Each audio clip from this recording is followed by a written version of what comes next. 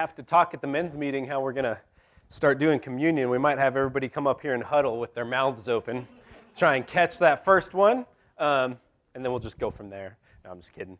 Happy Mother's Day again. I think it's the understatement of the century to say we appreciate our mothers very, very, very, very, very much. Stick around for the rest of the day, and we'll make sure we appreciate you. But man, it's good to be back.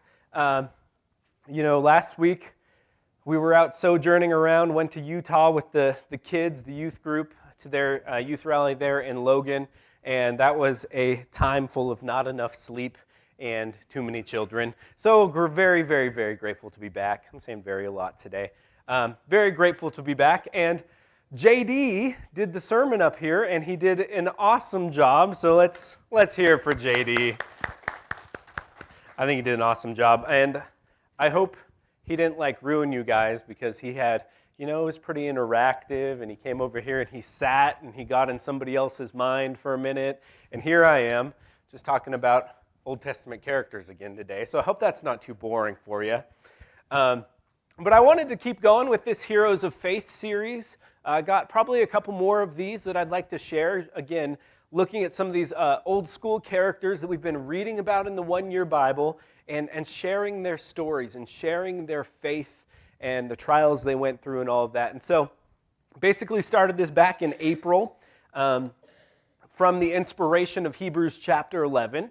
And if you've never read that chapter, most people call it the Hall of Faith chapter, because the Hebrew author here is taking time to identify all of these Old Testament and all these characters and the great faith they had before God, and they had to God.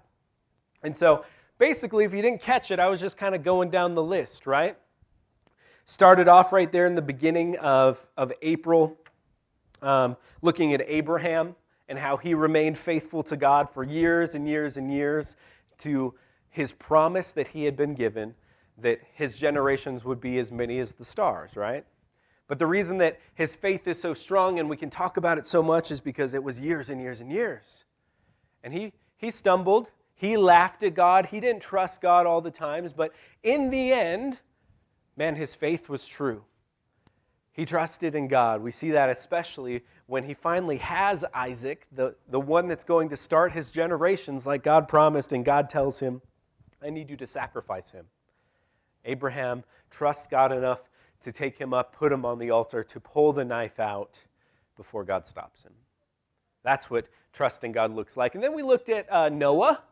And Noah's another great example of having faith and trusting God, because Noah was the only guy in the whole world that was righteous before God. The only one. So he had some faith there, being the only one. It's tough to go against the crowd, yet alone the rest of the world is the whole crowd, right? But not only did he have faith to be the only one, but he also spent 100 years building a boat because God told him to. I haven't spent 100 years doing anything. I don't plan to spend 100 years building, especially living, right? But he remained faithful because God was going to destroy the world, and he was going to save him through that boat, the only righteous person. And again, he wasn't perfect either. We see at the end of his story how his imperfection caused division of nations for the rest of time. But he had faith and he trusted in God. While he was building a giant boat, while he was the only faithful person in the whole wide world, he remained faithful. And let's see, who else have I talked about? Oh yeah, Jacob. Talked about Jacob very last time. And Jacob is a great hero of faith. He's listed in that Hebrews chapter 11 list. But when you read Jacob's story, you might think, how is this guy included? He seems kind of skeezy, kind of tricking God. He's trying to do his own thing above God. But yet God still uses him for his plan and brings him back to trusting God. So great faith can sometimes look like a bunch of mess-ups that finally take you down the right road to trust in God. Heroes of faith, that's who we've been talking about. And since it's Mother's Day, I was trying to think of who a great hero of faith for Mother's Day would be. And if you go through that list, you got a bunch of old guys, right? You got a bunch of men there in Hebrews chapter 11. So I'm going to pull one out of order and see if you guys are good with it. Today I want to talk about Ruth. I want to talk about Ruth today, and I'm going to classify her as a hero of faith, one of these great characters we can talk about. And you might be thinking, well, Harold, it's Mother's Day. Ruth is a woman, at least, but she's not really a mother for most of this story. And to that I say you're right, but I'll get there, okay? I'll get there. But Ruth is an incredible story of an incredible woman for God, and we'll talk about that here in just a minute. But let me ask you this, and this is a trick question. How many of you know the story of Ruth? Well, it was in last week's Bible reading, so come on, guys. How many of you know the story of Ruth, right? But how often do you talk about the story of Ruth? It's not something we give sermons on terribly often, and it's not super hard. It's only a 4-chapter book.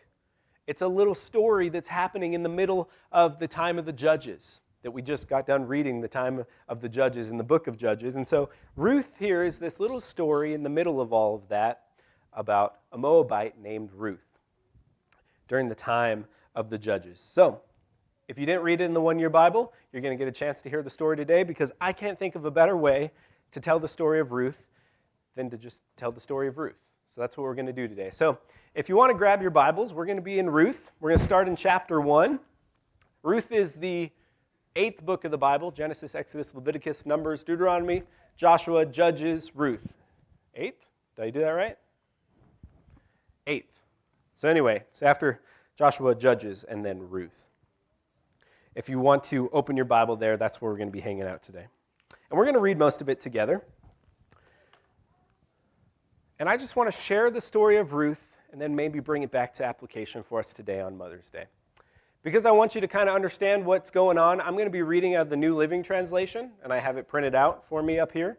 But I invite you to follow along in whatever version you might be. And I'm going to read a lot. So if you can't follow along, reading's like distracting for you, just listen. It's totally fine. Because this story's 4 chapters, and we're going to read most of it. All right, let's read the story of Ruth. Again, I'm in the NLT. I'm going to start in chapter 1, verse 1, telling you and reading the story of Ruth. You ready? Let's do it. In the days when the judges ruled in Israel, a severe famine came upon the land. So a man from Bethlehem in Judah left his home and went to live in the country of Moab, taking his wife and his sons with him. I pre-apologize for the names. I've practiced, but probably not going to get them right. Verse 2, the man's name was Elimelech, and his wife was Naomi. The 2 sons were Mahlon and Chilion. They were Ephrathites from Bethlehem in the land of Judah. And when they reached Moab, they settled there. Eli, is what we're going to call him now, he died. And Naomi was left with her 2 sons. The 2 sons married Moabite women. One married a woman named Orpah, not Oprah, she came later, Orpah.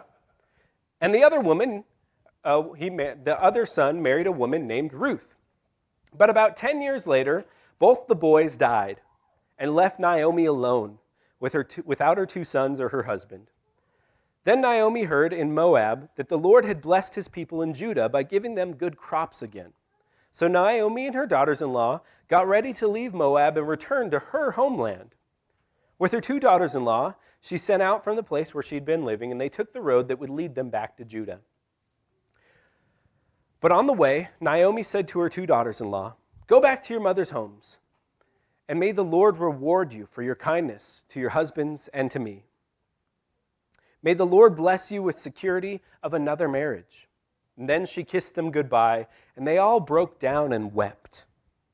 "No," they said, "we want to go with you to your people." But Naomi replied, "Why should you go with me?" She gets a little sarcastic here. "Why should you go with me? Can I still give birth to other sons who could grow up and then be your husbands? No, my daughters, return to your parents' house. For I am too old to marry again. And even if it were possible and I were to get married tonight and then bear sons, then what? Would you wait for them to grow up and refuse to marry someone else? No, of course not, my daughters. Things are far more bitter for me than for you, because the Lord himself has raised his fist against me." So again they wept together, and Ophrah said to her, "Your sister-in-law," and Ophrah kissed her mother-in-law goodbye. But Ruth clung tightly to Naomi. "Look," Naomi said to her, "your sister-in-law has gone back to her people and to her gods. You should do the same." But Ruth replied, "Don't ask me to leave you and turn back. Wherever you go, I will go. Wherever you live, I live. Your people will be my people, and your God will be my God. Wherever you die, I will die, and there I will be buried. And may the Lord punish me severely if I allow anything but death to separate us." When Naomi saw that Ruth was determined to go with her, she said nothing more. So the two of them continued on their journey. When they came to Bethlehem, the entire town was excited on their arrival. "Is it really Naomi?" the women asked. "Don't call me Naomi," she said. "Instead, call me Mara, for the Almighty has made life very bitter for me. I went away full, but the Lord has brought me home empty. Why call me Naomi when the Lord has caused me to suffer? And the Almighty has sent such a tragedy upon me." So Naomi returned from Moab, accompanied by her daughter-in-law Ruth, the young Moabite woman. They arrived in Bethlehem in the late spring, and it was at the beginning of the barley harvest. Whew, chapter 1 of Ruth. You've read a quarter of it. You should feel accomplished, right? Ruth is only 4 chapters long. We read 1 chapter, and what we see here is kind of the beginnings of the story of Ruth. Right away at the very beginning, we see, kind of the introduction, the background information we need to know. We learn about Eli and his boys, Eli's wife Naomi, and then the boys' wives, considering one of them is Ruth. And what we see is that Eli moved his family to Moab. He moved from Judah to Moab, from Bethlehem to Moab. And when we read that, sometimes it's easy to get in our own heads. They didn't move to a nice, four-wheeling spot over there in Utah. No, they moved to the country of Moab. They went to a different country with a different culture, a different people, and different gods. And we see that coming out here in just a minute. So they moved to this foreign country of Moab. And we get a quick rundown of the history of their family, and it gets sad pretty quickly, right? We see that Eli has the boys get married, Eli dies, 10 years later the boys die, Naomi's all alone. And it gets really sad.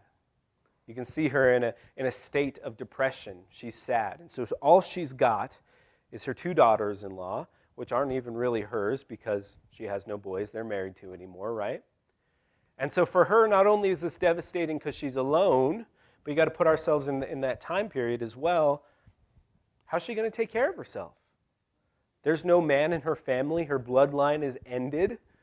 There's no kids. There's no grandkids. And there's definitely no husband to provide a meal and provide a home and all of this stuff. So she's sad. And so we see the story of them. They're going back, and Naomi tells them, "Hey, you guys shouldn't come with me. Why would you come with me? You need to go back home to your families. Go back home to your homes." And the first daughter-in-law, Orpha, or however you say it, I'm trying my best, she goes home after they have kind of a weeping session.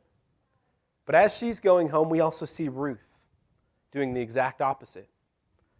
Ruth is going to stay with her mother-in-law, Naomi. She's going to stick with her. And you know what's really, really cool?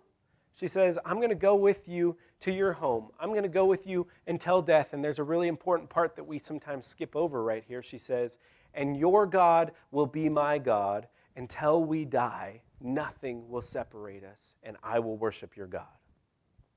That's a big deal. Because looking at Ruth's background, she would have grown up with the Moabite gods, but she has been ingrained in this family. She has now accepted God, their God, the true God, as hers. So she's sticking not only with Naomi, but she's sticking with God. She's not turning back on God. I'm starting to see where faith is starting to come into this story a little bit. She had faith in God, even though she was all alone with Naomi, and she was going to go into a foreign land that she had never been in before. She trusted God enough to go with her, because she wasn't going to abandon God by going back to the Moabite rituals, the Moabite family. So they get back to Bethlehem. It's still sad. Naomi's being pretty dramatic about it too, right? She says, "I went away filled with joy. I'm back completely in sorrow. God has abandoned me." It's really, it's we're just sad. But they're back in Bethlehem. And we have a little teeny bit that gives us the next chapter about to start. They're back in Bethlehem. It's springtime, and it's at the barley harvest. All right, the barley harvest. That must be important. Let's keep reading chapter 2 of Ruth. We'll get halfway through the story. Chapter 2, verse 1. Again, in the NLT. Now, there was a wealthy and influential man in Bethlehem named Boaz, who was a relative of Naomi's husband, Eli. One day, Ruth the Moabite said to Naomi, "Let me go out into the harvest fields to pick up the stalks of grain left behind by anyone who's kind enough to let me do it." Naomi replied, "All right, my daughter, go ahead." So Ruth went out to gather grain behind the harvesters. And as it happened, she found herself working in a field that belonged to Boaz, the relative of her father-in-law, Eli. While she was there, Boaz arrived from Bethlehem and greeted the harvesters. "The Lord be with you," he said. "The Lord bless you," the harvesters replied. Then Boaz asked his foreman, "Who's that young woman over there? Who does she belong to?"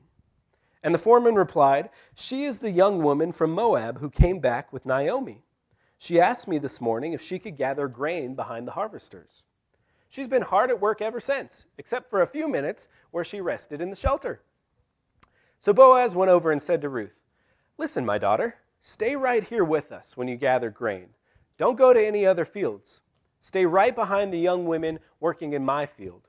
See which part of the field they are harvesting, and then follow them. I've warned the young men not to treat you roughly. And when you are thirsty, help yourself to the water that they have drawn from the well." Ruth fell at his feet and thanked him warmly. "What have I done to deserve such kindness?" she asked. "I'm only a foreigner." "Yeah, I know," Boaz replied. "But I also know about everything you have done for your mother-in-law since the death of your husband.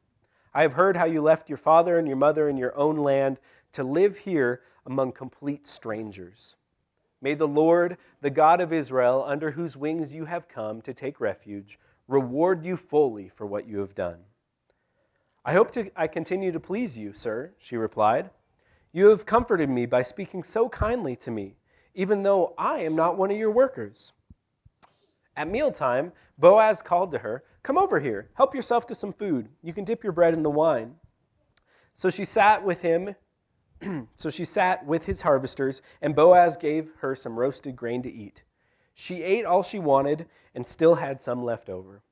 When Ruth went back to work again, Boaz ordered his young men, "Let her gather grain right among the sheaves without stopping her, and pull out some heads of barley from the bundles and drop them on purpose for her. Let her pick them up, and don't give her a hard time." So Ruth gathered barley there all day, and when she beat out the grain in the evening, it filled an entire basket. She carried it back into town and showed it to her mother-in-law. Ruth also gave her the roasted grain that was left over from lunch. "Where did you gather all this grain today?" Naomi asked. "Where did you work? May the Lord bless whoever helped you." So Ruth told her mother-in-law about the man in whose field she worked. She said, "The man I worked with today is named Boaz." "May the Lord bless him," Naomi told her daughter-in-law. "He is showing his kindness to us as well as to your dead husband. That man is one of our closest relatives, one of our family redeemers." Then Ruth said, "What's more, Boaz even told me to come back and stay with his harvesters until the entire harvest is completed." "Good," Naomi explained. "Do as he said, my daughter. Stay with his young women right through the whole harvest. You might be harassed in other fields, but you will be safe with him." So Ruth worked alongside the women in Boaz's field and gathered grain with them until the end of the barley harvest. Then she continued working with them through the wheat harvest in the early summer, and all the while she lived with her mother-in-law. All right, halfway through the story of Ruth. Again, a lot of reading today, right? So they get to Bethlehem. Everything's all sad. It's barley harvest season. The whole next chapter is about barley harvest, right? So that's where it's taking place. If you made a little mini movie about this, it's in the field, right? And you can kind of put yourself in, like I said, in Naomi and Ruth's shoes here. They have nobody to provide for them. They have no way to earn an income or to get food. And so what's Ruth need to do? Well, she needs to find food somehow, right? And her plan is, I'm going to go out and pick up the leftovers in the field from when they're harvesting, which they had to do. Remember reading the old law, there would be leftovers left for people who had a need to come and pick up. So she's scrounging for those. That's her plan. And she gets there and she picks a field and she goes from Naomi's house and she ends up at this field of a guy named Boaz, right? And where we pick up in the story, she's doing what she went out to plan to do. She's behind all of his workers, picking up anything that has fallen. But what she doesn't know is that this is Boaz's field. And Boaz is a relative of Eli. So we're talking about, like, I'm trying not to make this weird, cousins? Yeah, cousins, right? But cousins through marriage when her husband has died. And so basically, we meet Boaz. Boaz comes in the field, and right away, we see he take an interest in this girl named Ruth. He comes in, he says, hello, hello. And then the very next question he asks is, who's she? Who's she? And his harvest crew tells him, she's been here picking up grain, all of that stuff. And he takes to her. He's kind to her. He goes over to her and he says, hey, come up closer and pick up with my people and come to lunch and have some water. And he's doing all of these things that are extremely kind. Why? Well, he knows who she is. He knows that she is a foreigner, and she has that little conversation with him, but he also knows the great things she's done, the sacrifice she's made to come be in Bethlehem with Naomi. So I don't want to make this like too ooey-gooey, but when I read this chapter, I'm starting to see Hallmark movie vibes, That's how I read. I'm like, aw, who's she? I don't know how Boaz is doing this. But he definitely has an interest in her, and he definitely cares about her, and he wants to take care of her. So much so that he's going above and beyond, like I said, with all of those details. One that's really cool that you might have noticed is, she's supposed to be picking up the leftovers. And he tells his harvesters, like, okay, leave lots of leftovers, and also just start taking stuff out of the harvest bag and throwing it back on the ground. That's not a very productive business model. That's a love story waiting to happen is what that is, right? And so she gets home, and she's got an entire basket full of grain because Boaz cared about her. He wanted to make sure she was taken care of, and he respected her. So, if it wasn't getting weird already, if it wasn't Hallmarky enough for you, let's read chapter 3. Chapter 3, Boaz admires her, taking care of her. Let's see what happens. Chapter 3, verse 1. One day, Naomi said to Ruth, my daughter, it's time that I found a permanent home for you so that you'll be provided for. Boaz, he's a close relative of yours, and he's been very kind by letting you gather grain with his young women. Tonight, he will be winnowing barley on the threshing floor. Now do as I tell you. Take a bath, put on perfume, and dress in your nicest clothes. Then go to the threshing floor. And don't let Boaz see you until he's finished eating and drinking. Be sure to notice where he lies down, and then go uncover his feet and lie down there. He will tell you what to do. I will do everything you say, Ruth replied. So she went down to the threshing floor that night and followed the instructions of her mother-in-law. After Boaz had finished eating and drinking, and he was in good spirits, as you are after you finish eating and drinking, he lay down at the far end of the pile of grain, and he went to sleep. So then Ruth came quietly, uncovered his feet, and lay down. Around midnight, Boaz suddenly woke up and turned over. He was surprised to find a woman laying at his feet. Who are you? He asked. I'm your servant Ruth, she replied. Spread the corner of your covering over me, for you are my family redeemer. The Lord bless you, my daughter, Boaz exclaimed. You are showing even more family loyalty now than you did before. For you have not gone after a younger man, whether rich or poor. Now don't worry about a thing, my daughter. I will do what is necessary, for everyone in town knows that you are a virtuous woman. But while it's true that I am one of your family redeemers, there's another man who's more closely related to you than I am. Stay here tonight, and in the morning I will talk to him. If he is willing to redeem you, very well, let him marry you.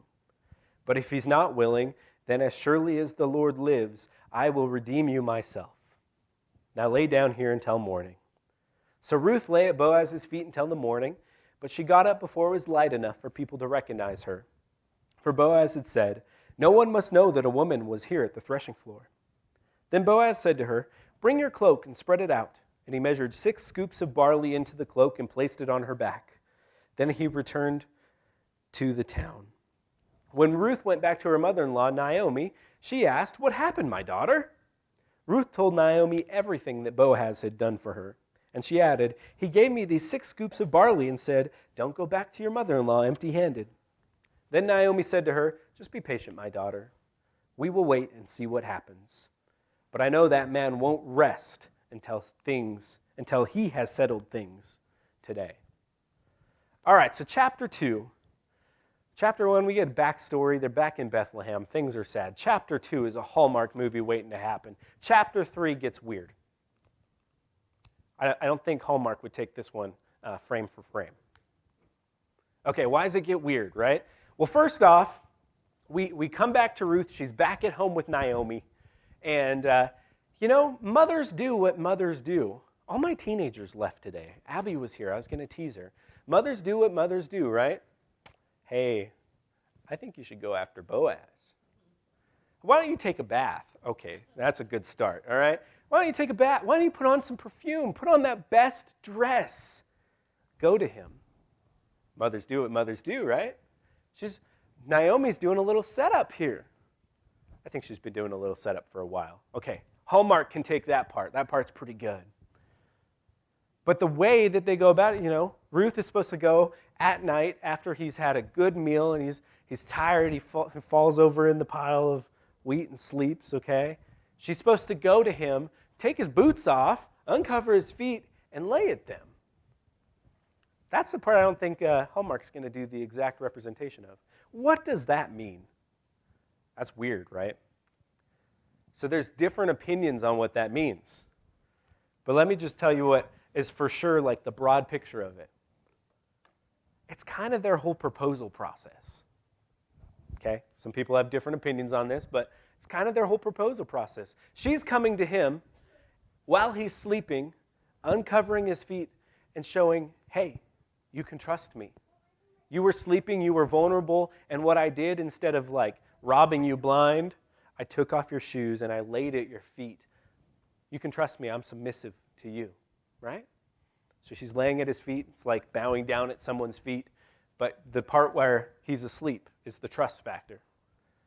All right, so he does another thing, which is a little weird. He, in response, takes her and covers her with his cloak or his blanket. What does that mean? Well, again, there's some opinions. But most people says that's him now returning the vow, the promise of saying, "I will cover and I will protect you." You know what this kind of sounds like? It's kind of like wedding vows. This is like promises to each other, except it's weird. So I bet if I could get the Hallmark movie going for this one, they'd probably do that one a little bit differently. But she goes and proposes this offer to be with one another, to be married. And you see that it is indeed marriage, because in a minute here, after we read in chapter 3, he talks about, "Hey, I would like to marry you, but I got to make sure I do this right. I'm going to go to the eldest in the family that has the right to marry you, and I'm going to make sure he's okay with me marrying you. If he wants to marry you, that's good, but if not, I'm for it," right? And he uses the word marry there. So this isn't just some weird sleepy time feet thing. This is a commitment. And Naomi set it all up. That's the part that's kind of like, oh, right? Naomi set it all up because moms do what moms do. She was going to take care of her daughter, and she saw a man taking care of her daughter, or daughter-in-law, but daughter, and she was going to make that happen. All right. But Boaz has got to do it right. He's got to make sure that the Redeemer that has the right to her, again, a completely different culture, right? The Redeemer that has the right to her doesn't want her first. So let's go ahead and read just about 3/4, maybe 2/3 of chapter 4, and I'll be done reading today, I promise you. So Boaz went to the town gate, and he took a seat there. Just then the family redeemer who he had mentioned came by, so Boaz called out to him, "Come over here and sit down, friend. I want to talk to you." So they sat down together. Then Boaz called 10 leaders from town and asked them to sit as witnesses. And Boaz said to the family redeemer, you know Naomi? She came back from Moab. She is selling the land that belonged to our relative Eli. I thought I should speak to you about it so that you can go redeem it if you wish. If you want the land, then buy it here in the presence of these witnesses. But if you don't want it, let me know right away, because I'm next in line to redeem it for you. The man replied, all right, I'll buy it. Then Boaz told him, of course, your purchase of the land from Naomi also requires that you marry Ruth, the Moabite widow. That way she can have children and carry on her husband's name and keep that land in her family. Oh, I can't redeem it then, the redeemer replied, because this might endanger my own estate. You redeem the land, I can't do it. Now in those days it was custom in Israel for everyone transferring the right of purchase to remove his sandal and hand it to the other party. This publicly validated the transaction. So the other family redeemer drew off his sandal and he said to Boaz, you buy the land. Then Boaz said to the elders and to the crowd and everyone standing around, you're my witnesses today that I have bought from Naomi all the property of Eli and his sons, and with that land I have acquired Ruth, the Moabite widow, to be my wife. That way she can have a son to carry on the family in her name of her dead husband and inherit the property that is here in his hometown.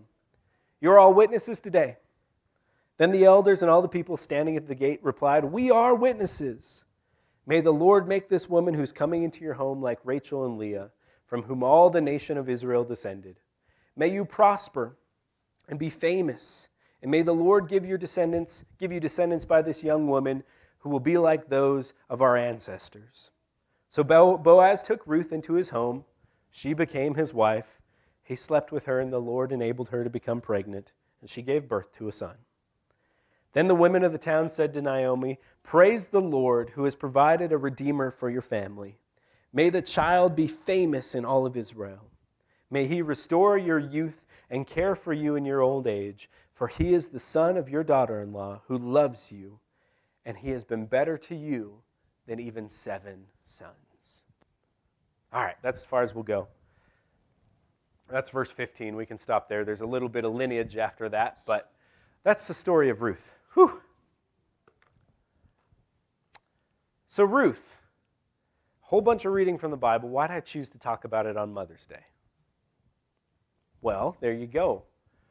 Ruth got a baby at the end, so now she's a mother. Win, right? But there's another mother that's playing a big key factor here in the story of Ruth. Her name's Naomi. She's a mother who's lost her own children. She's a mother who lost her own husband. But yet, she's still a mother. Ruth was never of her own blood. She was only a daughter-in-law because of marriage. But yet, as we walk along with them, literally on this journey from Moab back to Bethlehem, in the field, and to Boaz, we see Naomi being a mother to Ruth. It's almost as if mothers are kind of important. It's almost like when moms tease you and tell you to go take a bath so you can meet a boy and impress him. It's kind of important. It's almost like mothers are there caring for you even if you're not their own blood. Oh wait, that's exactly what Naomi was doing, isn't it? She was a mother who looked after Ruth all the way to the point when she got married and had a kid of her own. But yet this whole time, she was just her husband's son's wife. Nah, Ruth was Naomi's daughter. You want to know the cool thing? Probably my favorite part about this whole story. Naomi's daughter, because she cared for her, Ruth, had a son with Boaz, okay, in Bethlehem. The coolest part about this all is that that son is in the line of David, and the line of David is what bore a little baby boy in Bethlehem named Jesus Christ. Because Naomi was a mother to Ruth, she was a mother in the lineage of David, which was in the lineage of Jesus Christ, back in Bethlehem, where this whole story is taking place. That's pretty cool. Are mothers important? Yeah. Because if Naomi hadn't told Ruth to take a bath and put on some perfume, we wouldn't have the lineage of Jesus. Mothers are pretty important. So remember that today. Maybe just remember the story of Ruth, remember the story of Naomi, and just think to yourself one simple little phrase. Moms are pretty important. Moms can do a lot in somebody's life. And in the story of Ruth, it gave us the bloodline of Jesus. So moms are pretty important. You should tell a mom that today. I think that's a good thing. Let's stand and sing this last song.